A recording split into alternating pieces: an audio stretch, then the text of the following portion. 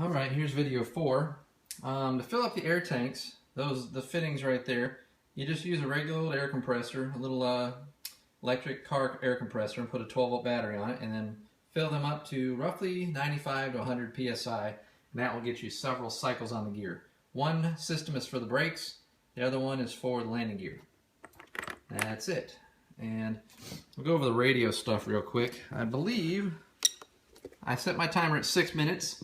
I've run it at full throttle before, and it from full throttle start to out of gas in the header tank is about 7.5 minutes. So I set my timer at 6. That way if I have to do a go around on landing at 6 minutes, I've got another minute and a half to do it. So that's me. We'll get into the radio programming on the DX18, which is very similar to the DX8. There's the travels. You can take a screenshot of that if you'd like, or pause the video. That's the travels for all of your servos. And we'll look at the monitor here so you can see. All right, and you can see when I move the elevator stick up, or excuse me, push it down, you'll watch the elevator goes down. It doesn't need much throw down. As you can see over here, elevator is 24% down travel. But you can see aux2 moves. Aux2 moves, and that causes the brakes to engage. And you can see it's almost at the limit of travel. It doesn't move much. As I move the stick all the way down, the brakes engage a little bit.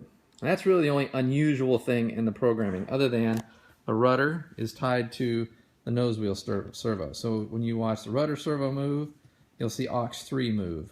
Aux3 is the nose wheel. And then that's the travel screen. There's the sub trims. You can see that. You can pause that. Chewy, stop. Here's reversing. And when you look at the reversing, oops, no, I don't want to do that. That's, I don't remember which way is which, but I think up is reversed on this. I can't remember, as you'll find out whenever you program it. Speed, the only thing I slowed down was the flaps to 1.4 seconds. Absolute travels all the same, balances are all the same. So there's not much going on here, just, some travel adjustments, little sub trim, reversing, and the speed on one of the servos. Now we'll go back to the dual rate and expo. You can see the dual rate and expo screens. I do run expo, so on the ailerons, on high rates, you've got 100 high rate, expo's 40, and you've got mid rate, 75 and 25, low rate is 50 and 25. On the elevator,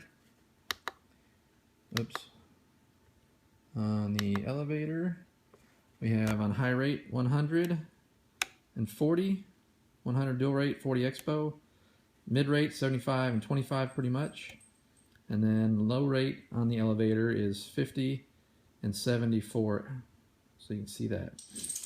And rudder, I don't think there's much on the rudder. Yeah, rudder is 140, 75 and 30, and 50 and 25. Okay. The landing gear switch is normal. What else we got here? Mixing, I don't think there's any mixing that I can remember. A throttle cut, I did do the throttle cut on the trainer switch back here, so if you want to quickly cut it, you just push this button down and hold it, and that will force the servo to go to low travel on the ECU, and that'll give you a quick way to cut the throttle. Flaps, yeah, I have a little flap going on there. That's easy. That's just for the flap switch, 3 positions on the flap switch, that's easy. All right, let's go back.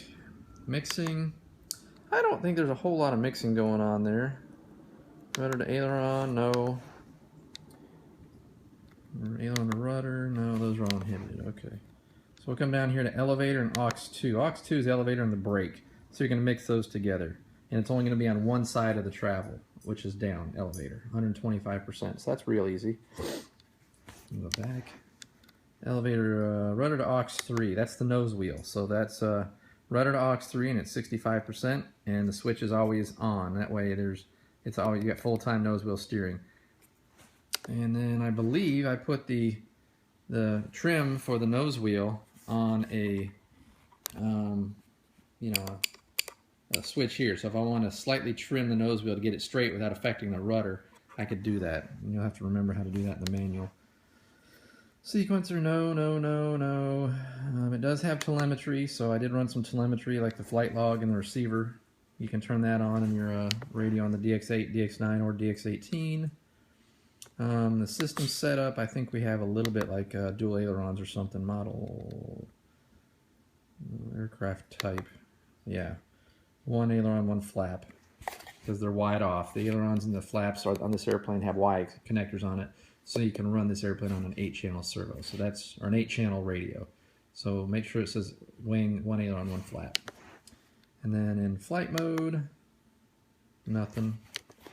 Trim steps, I like all the trim steps to be on 5, so that's normal. Model utilities, warnings. Yeah, I've got some warnings in there. You know, like if the gear switch is in the wrong position, stuff like that. When you turn it on, that way you don't accidentally turn off the gear switch up. Telemetry, we saw that already. To bind your transmitter to a receiver with telemetry, it's plugged in to where it's got the receiver and then the telemetry is plugged in. So to bind it, there's a small little tiny button on the side of the telemetry module.